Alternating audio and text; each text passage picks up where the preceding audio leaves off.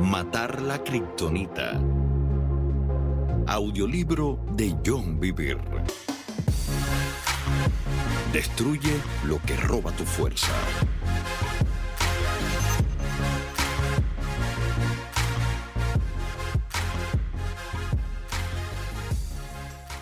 Sección 1. El poder de uno. Capítulo 2. Presentar la kriptonita. En nuestro capítulo de inicio se hizo un intento de hablar sobre la grandeza de Dios. Uso la palabra intento porque por muy magnífico o elaborado que sea el lenguaje que usemos, no es posible ni siquiera acercarse a perfilar su grandeza. No hay nadie superior, nadie siquiera se acerca en comparación. Dios no tiene rival o igual, y Él reinará desde la eternidad pasada hasta la eternidad futura. Él es asombroso.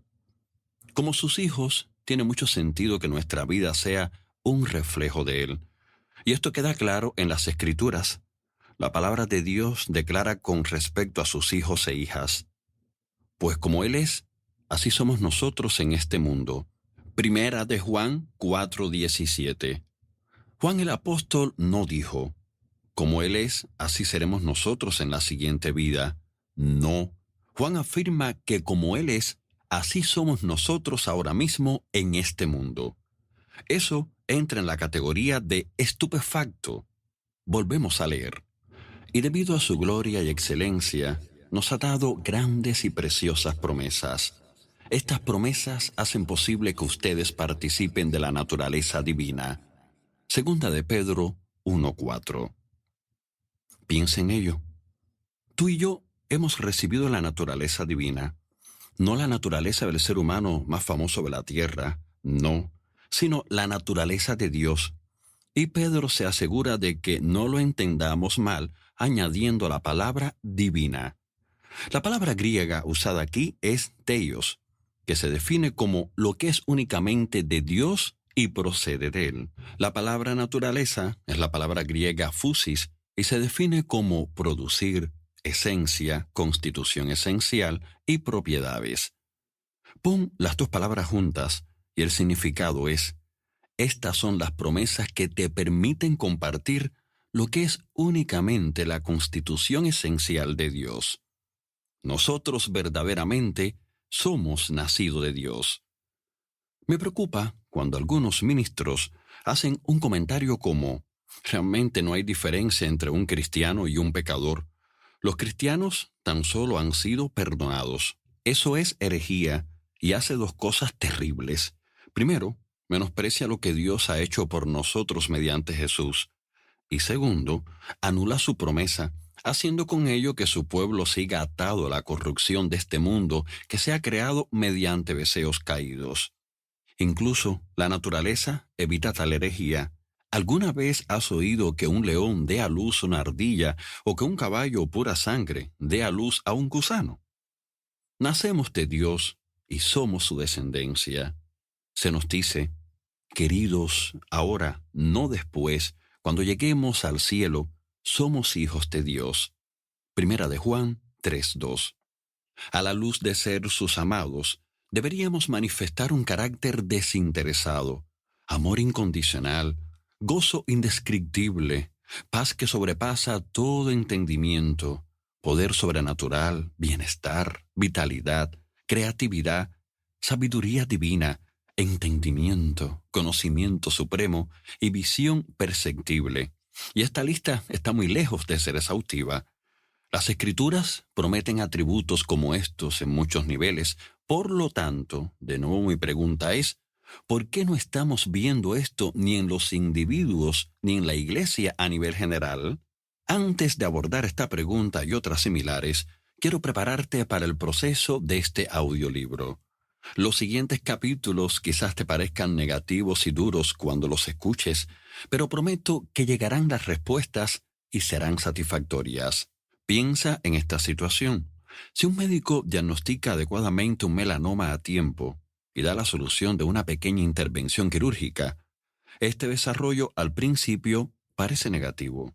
El paciente puede que se diga: ¡qué deprimente! tengo cáncer. No quiero escuchar acerca de esto ni pasar por las medidas correctivas para librarme de esta enfermedad. Pero lo haré para salvar mi vida. Pero piensa en la alternativa. Si el médico ignora el problema y solamente enseña al paciente a llevar un estilo de vida más saludable, comiendo buenos alimentos, haciendo ejercicio regularmente y teniendo una actitud positiva y sin estrés, el melanoma continuará creciendo hasta que finalmente sea inoperable y cause la muerte. Dios nos ama demasiado como para no diagnosticar lo que nos está reteniendo y que incluso podría matarnos. Él sabe que lo que nos afecta para mal no se puede tratar enseñándonos a llevar un estilo de vida más positivo. Más bien, tiene que ser confrontado y eliminado. Él es un Padre totalmente comprometido con nuestra salud y bienestar. Así que al escuchar los capítulos siguientes, recuerda que el diagnóstico debe existir para que pueda implementarse el procedimiento correctivo. El resultado final será la realidad abundante que se dibuja en la Escritura. Abordar la pregunta. Si su reino está dentro de nosotros, ¿por qué no se está haciendo en la tierra como se hace en el cielo?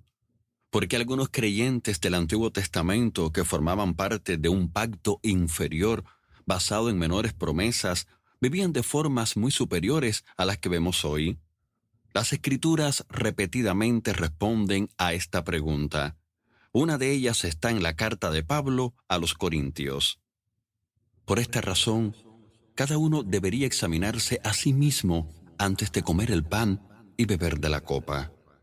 Pues si alguno come el pan y bebe de la copa sin honrar el cuerpo de Cristo, come y bebe el juicio de Dios sobre sí mismo. Esa es la razón por la que muchos de ustedes son débiles y están enfermos, y algunos incluso han muerto. Si nos examináramos a nosotros mismos, Dios no nos juzgaría de esa manera. Sin embargo, cuando el Señor nos juzga, nos está disciplinando para que no seamos condenados juntos con el mundo. Primera de Corintios 11, del 28 al 32. La irreverencia de los corintios durante la Cena del Señor se trata aquí, pero las consecuencias resultantes no están limitadas solo a las acciones que se especifican, como muchos han asumido. De hecho, la forma en que observaban la Cena del Señor como una comida completa es muy distinta al enfoque ceremonial de nuestros tiempos. Veremos, según avanza nuestro estudio, que la raíz que produjo el juicio fue su conciencia de desobedecer a Dios y, sin embargo, hacerlo de todos modos. Se enumeran 3 consecuencias para su comportamiento: debilidad, enfermedad y muerte física. El significado de las 2 últimas está claro, pero ¿qué sucede con la primera? Algunas definiciones de debilidad son una falta de fuerza o robustez o ser impotente e incapaz. Esta palabra puede referirse a muchas áreas distintas de la vida. En general, habla de la falta de poder para ser quienes fuimos creados. Volvamos a Superman.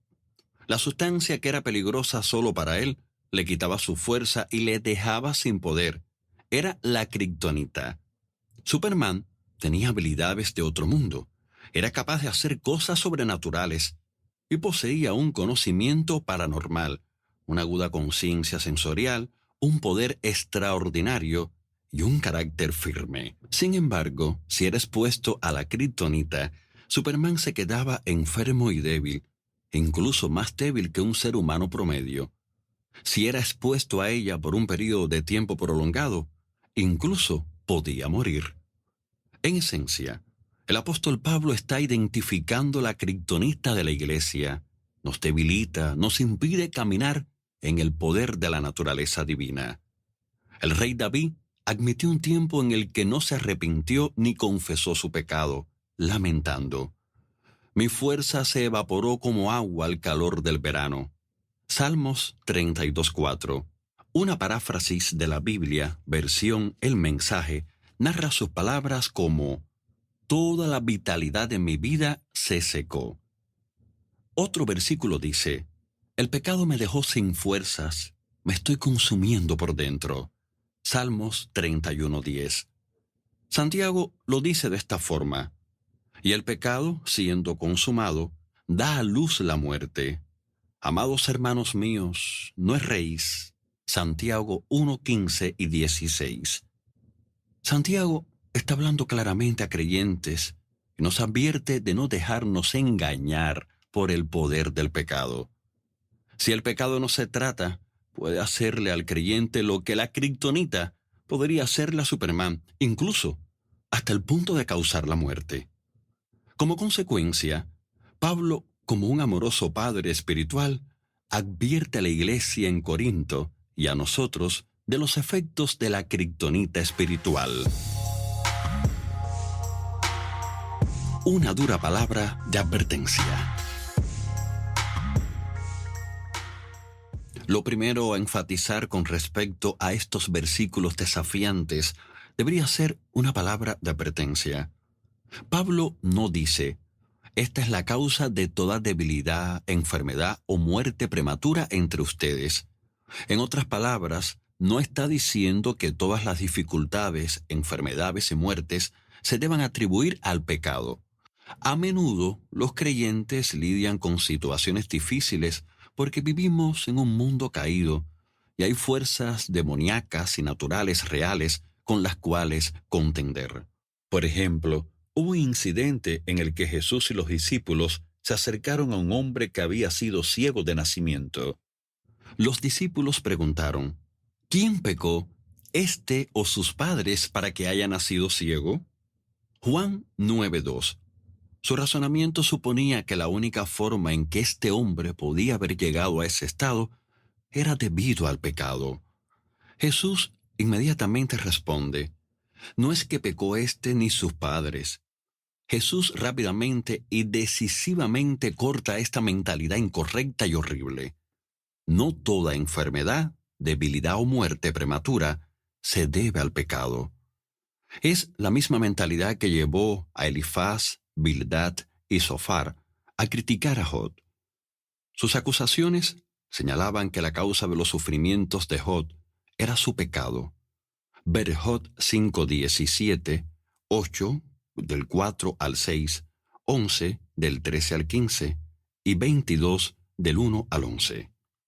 Sin embargo, justo antes de que comenzaran los problemas de Jod, Dios alardeaba de que Jod era el mejor hombre en toda la tierra.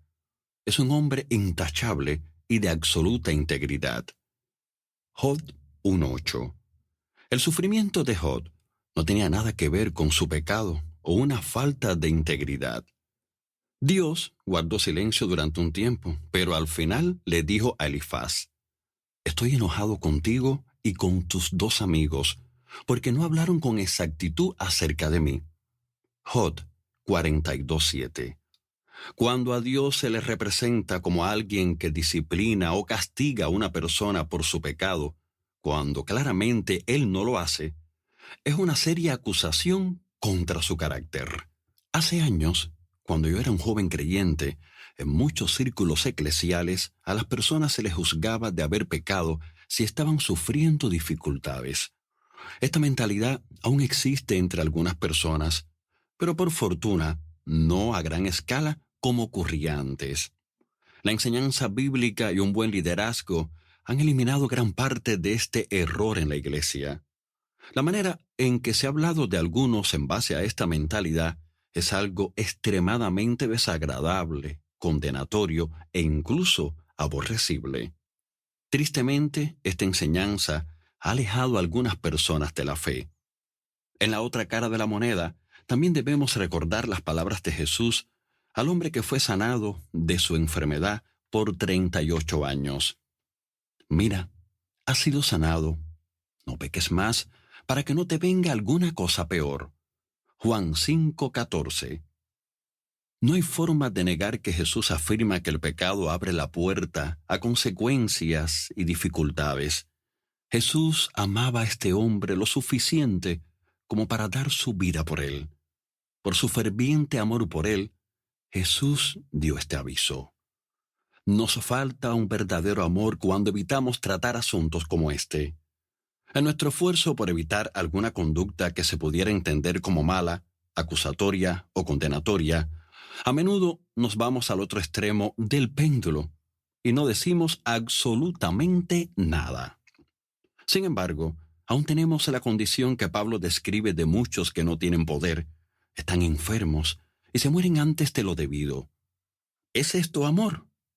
¿Es esto un verdadero cuidado? Tenemos respuestas para otros, pero evitamos expresarlas porque no queremos que se nos malentienda.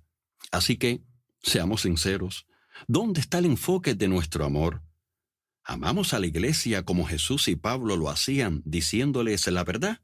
¿O estamos enfocados en nosotros mismos, nuestra reputación, posiblemente en perder nuestro seguimiento o que se nos malentienda?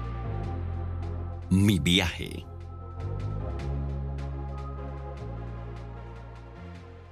En mis primeros años de ministerio, estaba constantemente alentando y era muy positivo con todos los que me rodeaban. Evitaba la confrontación como si fuera una plaga. Incluso, a veces mentía para evitarla y en su lugar decía algo edificante. Se decía de John Bevere: es muy amable, es uno de los hombres más amables de toda la iglesia. Estas frases me llegaban a mí y yo me deleitaba en ellas. En oración, un día, Dios me habló. Las personas dicen que eres uno de los hombres más amables de la iglesia, ¿verdad? Yo respondí, sí, eso dicen. Yo habría pensado que Dios estaba agradado, pero la forma en que el Espíritu Santo me hizo esa pregunta llevaba la señal de que no iba en esa dirección. La siguiente frase afirmó mi preocupación. Él dijo, hijo, tú no amas a las personas de esta iglesia. Impactado repliqué, ¿qué? Pero sí los amo, y eso es lo que las personas están diciendo. Entonces él me dijo, ¿sabes por qué solo usas palabras positivas, edificantes y de ánimo cuando hablas? ¿Por qué? Dije yo con cautela. Porque temes su rechazo, respondió él. Me quedé de una pieza. Estaba deshecho, sin encontrar palabras. Si realmente amaras a las personas, continuó él, les dirías la verdad, aunque supieras que será muy probable que rechacen lo que dices e incluso que te rechacen a ti.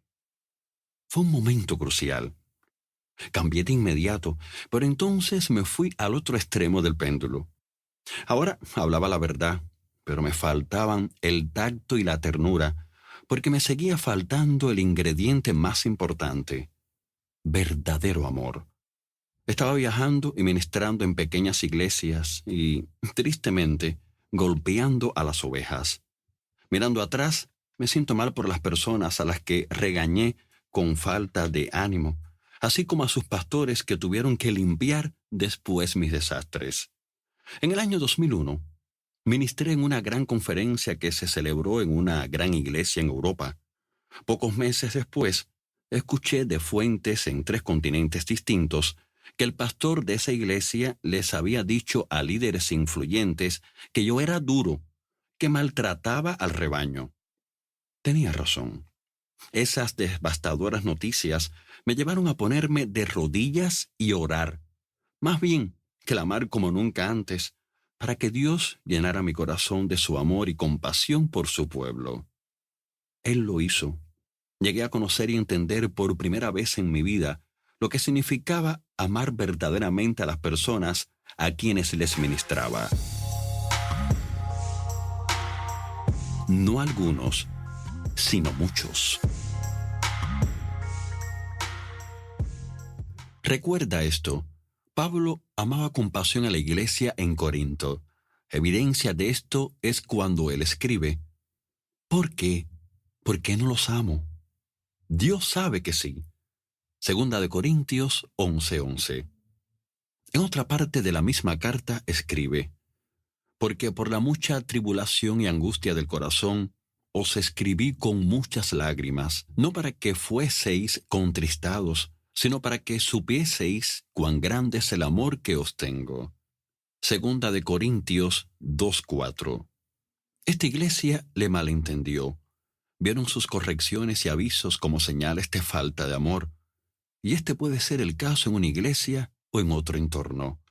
Hay muchos que son como yo era, firmes, duros y dogmáticos, y carentes de un amor genuino, cuidado y compasión. Puede que sean fuertes y que hagan afirmaciones contundentes, pero con el motivo de querer tener la razón. Muchos han sido víctimas de un abuso de autoridad.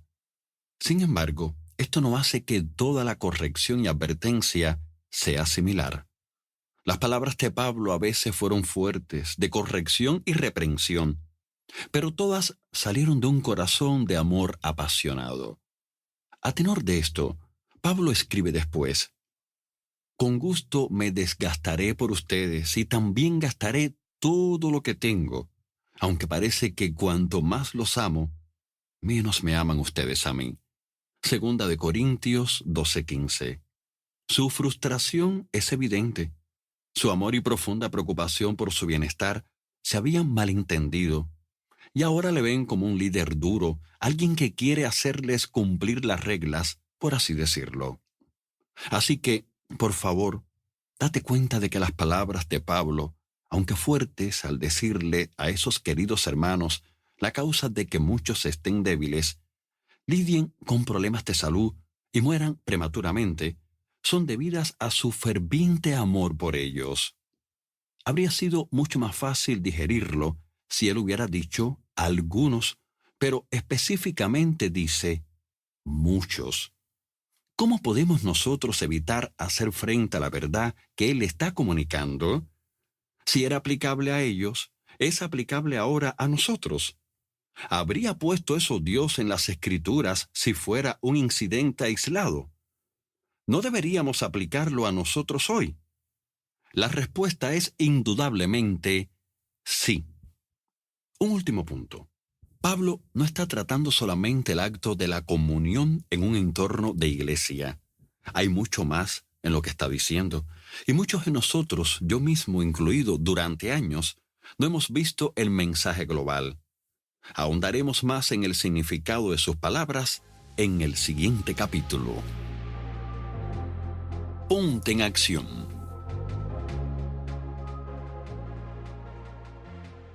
Vuelve atrás y escucha de nuevo el comienzo del capítulo para recordarte a ti mismo lo que es posible. Recuerda, eres llamado por esta declaración, pues como Él es, así somos nosotros en este mundo. Primera de Juan 4:17. Tú eres llamado por Dios para vivir como Jesús en tu vida ahora, no en algún momento de la siguiente vida. ¿Cómo replantea esto tu forma de pensar en tu vida diaria? Quizá no te habías visto a ti mismo como débil antes de entender tu potencial en Cristo, pero ahora que te ves, ¿te considerarías débil o fuerte?